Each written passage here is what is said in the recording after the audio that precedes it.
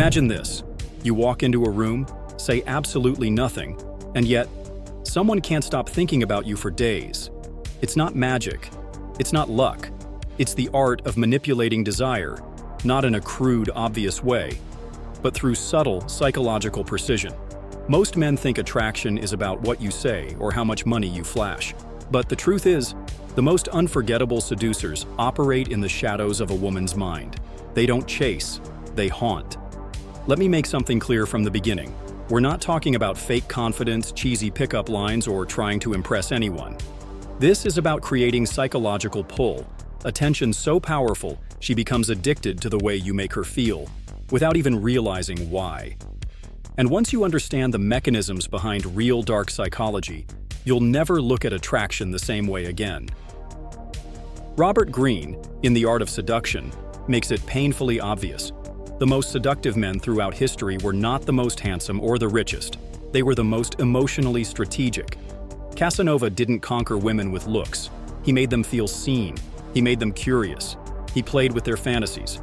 Because desire isn't about reality, it's about illusion. And here's the first truth most men ignore. Attention kills mystery. Every time you over-explain, over-text, or overshare, you dilute the power of your presence. Think of desire like fire. Oxygen fuels it. But too much closeness? It dies. A man who understands this, who knows how to give just enough, then disappear at the right moment, becomes unforgettable. She'll replay what you said. She'll wonder why you stopped. That space you create, that's where obsession starts to grow. Let's break something down that most guys never get. Women don't fall in love with facts. They fall in love with feelings. You don't need to be a genius or have six-pack abs. You just need to know how to trigger emotional chemistry. When she feels uncertainty, when she feels slightly off balance, her mind starts working overtime to solve you. That's when she gets hooked. Because human beings are not addicted to pleasure, we're addicted to the anticipation of pleasure. The mystery, the tension, the chase. In 1996, a study conducted at the University of Virginia explored romantic uncertainty. Women were shown profiles of men who either definitely liked them or maybe liked them. The ones they couldn't quite figure out, they became obsessed. They checked their profiles more often. They fantasized more. The conclusion? Uncertainty breeds desire. If you're always available, always clear, always nice, you rob her brain of the drama it craves. That's why high-level seduction isn't about being liked, it's about being fascinating. And fascination is born in the unknown. The greatest mistake you can make is trying to prove yourself. Real seducers never beg for validation. They suggest, they imply, they plant seeds, and let her imagination do the heavy lifting. Now here's where dark psychology comes into play. Every human being has core emotional triggers. Most guys ignore them. But a man who understands how to subtly press those buttons, he becomes unforgettable. One of the most powerful techniques is intermittent reinforcement, a concept rooted in behavioral psychology. It means you reward unpredictably. Sometimes warm, sometimes cold, sometimes present, sometimes absent. That unpredictability mimics addiction. It's the same mechanism casinos use to keep people pulling the lever. Not knowing when the reward is coming makes the brain crave it even more. That's why always being sweet, always being responsive, always being there is seductive suicide. You need variation. You need rhythm. Think of it like music. If every note was the same, you'd fall asleep. But contrast, suspense, pauses, that's what creates emotion. And emotion is the gateway to desire. Neil Strauss, in The Game, revealed how master seducers create intrigue through false disqualifiers. For example, saying something like, "You're fun, but totally not my type," creates a paradox. You show interest while pulling away. It triggers confusion, and confusion is powerful. Why? Because the brain hates open loops. It wants resolution. And when she can't figure you out, she starts investing energy. Emotional investment. And that's the currency of obsession. Let me give you a quick contrast. Imagine two men. One tells a woman, "You're so beautiful, I'd do anything for you." The other looks at her with calm eyes and says, "You're interesting. I haven't decided what to think of you yet." Guess who makes her heart race? It's not about praise. It's about power. Emotional power. And power doesn't come from dominance. It comes from detachment, from holding your frame, from being the sun, not the satellite. Every woman has a fantasy version of herself, who she wants to be, how she wants to feel. Your job is to mirror that fantasy back to her, not with words, with energy, with silence, with the way you look at her. If you can make her feel more feminine, more desirable, more alive in your presence, she'll chase that high. Because you're not just a man to her, you become an experience. One of the most underrated tools in dark seduction is pace. Most men rush. They reveal everything too soon. But the slower you move, the deeper she feels. When you delay gratification, when you build tension so slowly it's almost unbearable, she starts obsessing over you without realizing why. She thinks about your next message, your next move, because you've tapped into something primal, longing. And here's a psychological trick most men never use. When you're with her, make her feel like the only woman in the world. But when you're away, be a ghost. That contrast burns into her memory.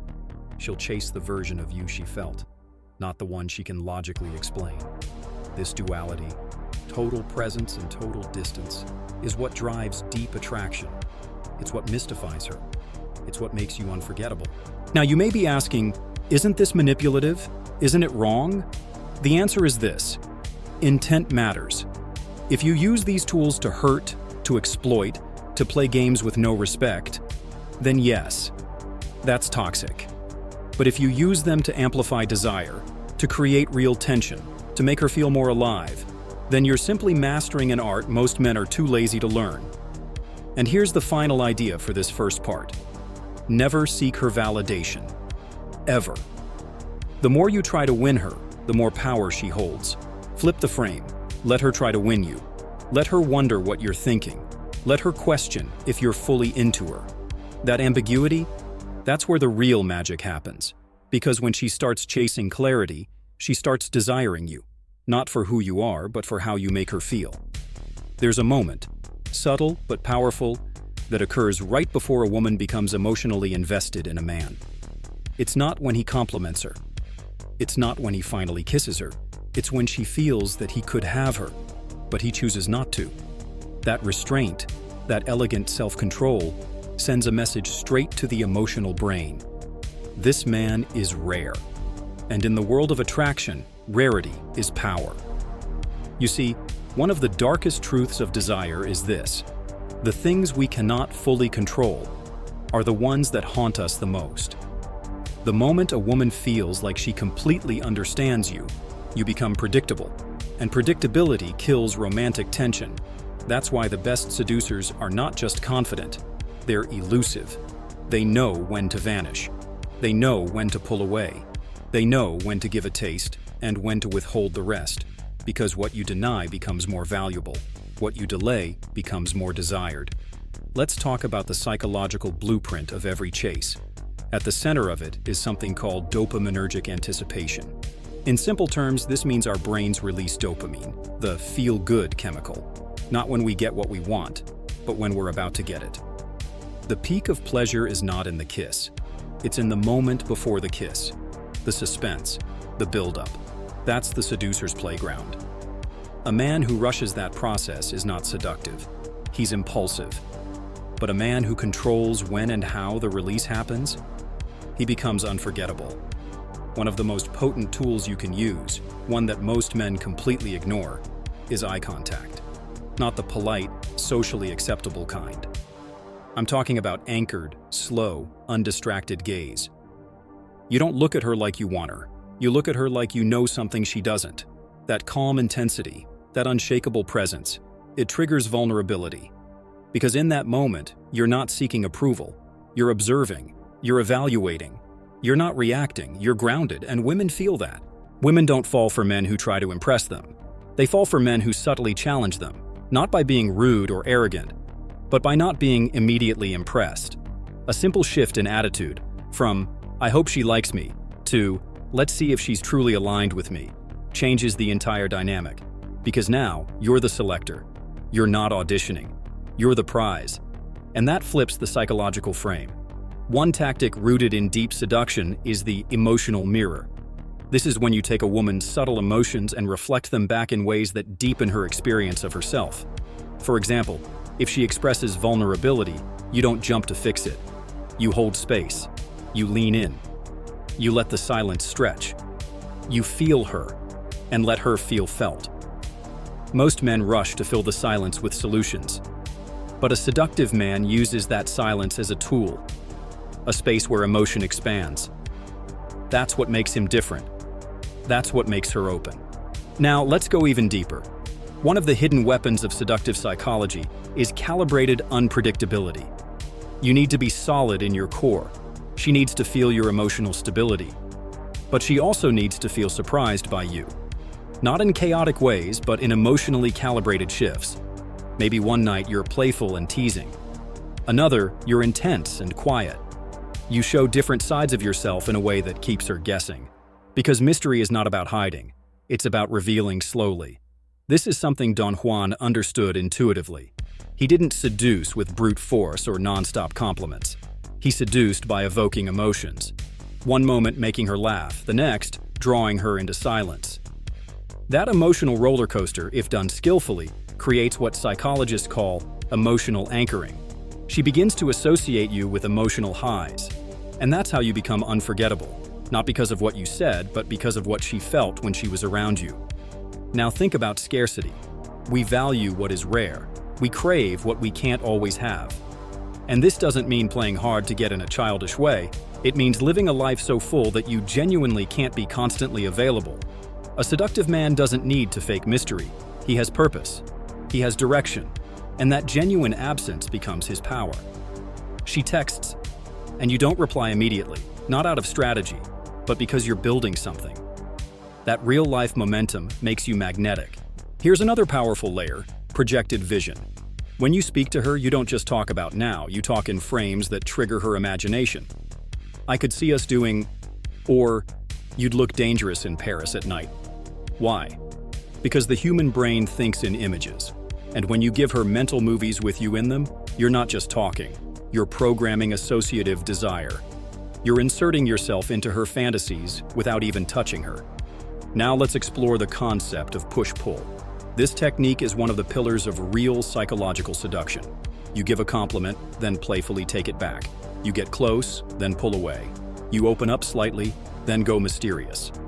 This emotional tension mimics the highs and lows of romantic drama. And as studies show, those fluctuations increase hormonal responses, especially oxytocin and adrenaline, which means emotional variety, josh, deeper bonding. But it has to be authentic, not mechanical, not robotic. You're not manipulating, you're orchestrating. A truly seductive man doesn't seek to be liked by everyone. He creates polarization. He knows some women will misunderstand him, and that's fine. Because the ones who do get him, they'll obsess. Because he doesn't dilute himself to be accepted. He embodies who he is, fully. And in doing so, he gives women permission to do the same. We're going to keep going into more advanced ideas next. How to use contrast and archetypes to activate deep, unconscious attraction. The power of emotional tension through words and touch. And how your lifestyle itself can be a weapon of seduction without saying a single word. Let's talk about contrast, not just in your behavior, but in your essence. One of the most overlooked strategies in seduction is embodying emotional duality. The man who is calm but intense, kind but untouchable, playful but serious. This complexity stirs something deep in a woman's psyche because it activates what Carl Jung would call the anima, the part of her that longs for masculine depth, but also mystery. When a man is too predictable, she files him away. But when he shows layers, contradiction without confusion, he becomes a puzzle worth solving. And that's when desire starts to burn. It's the same principle behind archetypes. Think of the warrior poet, the rogue with a code, the protector who doesn't beg for love, but whose touch electrifies. Women aren't just drawn to men. They're drawn to symbols. The man who walks into the room and carries danger in his eyes, but safety in his energy. That juxtaposition of edge and control is what triggers attraction on a mythic level. And the man who studies himself deeply, who cultivates his archetype intentionally, becomes irresistible. Not because he's pretending, but because he knows who he is. Let's now dive into your voice. Not just what you say, but how you say it. A seductive voice doesn't rush, it doesn't seek approval. It resonates slowly. It pauses intentionally. Every silence becomes a weapon. When you speak with depth, with rhythm, with calm tension, she doesn't just hear you, she feels you. And that feeling bypasses logic. It enters her body, not her mind. That's why a seductive man doesn't compete to speak. He doesn't flood conversations. He chooses his words like weapons, strategic, sparse, impactful. And then there's timing. Knowing when to touch her and when not to. Knowing when to look deeply and when to pull back.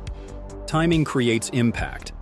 A touch that comes too soon is dismissed, but a touch that comes after long tension, after slow glances, after controlled pauses, that lands like a spark on gasoline. Because what's delayed becomes magnified. That's why the most powerful seduction doesn't happen through escalation, but through denial. Controlled denial. Not rejection, restraint. You show her you want her, but you're in command of it. That control ignites her fantasy. Let me now bring in a concept from evolutionary psychology, pre-selection. It's the idea that women are biologically wired to feel more attracted to men who are already desired by others. Why? Because it signals value, reproductive fitness, safety, and selection. So when she senses, subtly, not obnoxiously, that other women want you, it triggers competitive arousal. But here's the key. You don't need to say it. You show it through micro-behaviors, through how calm you are around beauty, how relaxed you are when attention comes. You don't flaunt it, you live it. In fact, nothing kills desire faster than a man who needs to prove himself. The moment you start explaining why you're worthy, you've already lost the frame. Because desire doesn't respond to justification, it responds to presence. And presence isn't loud, it's silent.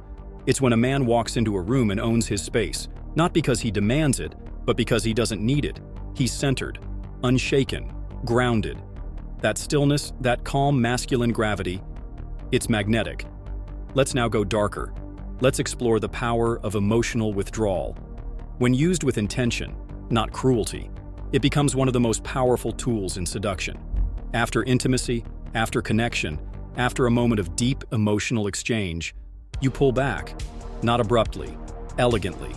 You return to your purpose, to your mission. You don't stay in the afterglow looking for more affection.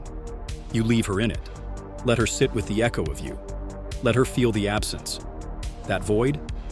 That's where obsession grows. Because the mind doesn't crave what's constantly present. It craves what left a mark and disappeared. One subtle but devastatingly effective technique is non-reactivity, especially to beauty.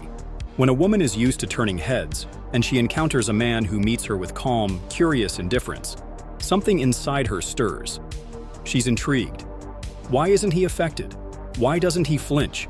That dissonance plants a seed.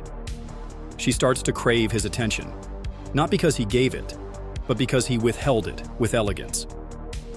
Now we enter the realm of intimate suggestion. Not dirty talk, not crude flirting, but subtle, elegant insinuation. When you describe things with just enough imagery to make her feel, without fully revealing your intention. For example, saying, "There's something about the way you look at me, like you're hiding something delicious." That's not explicit, it's evocative. It opens a loop. She starts imagining, wondering, and that fantasy begins to live inside her. That's real seduction. Not telling her what you want, making her feel it without a single demand. Let's go deeper into identity priming. Every woman has multiple selves. The good girl, the wild woman, the intellectual, the sensual. A seductive man knows how to activate the version of her that wants to come out. He doesn't command it. He reflects it. He becomes the mirror. He speaks to the part of her that longs to be free. So when you say things like, "I bet there's a side of you nobody's seen yet, and I think I'm starting to see it," you're not complimenting her. You're unlocking her. And once you awaken that self, she'll associate you with liberation. And nothing is more seductive than that. And now, the lifestyle piece. This is where most men miss the mark. They think seduction is something you do, but it's who you are.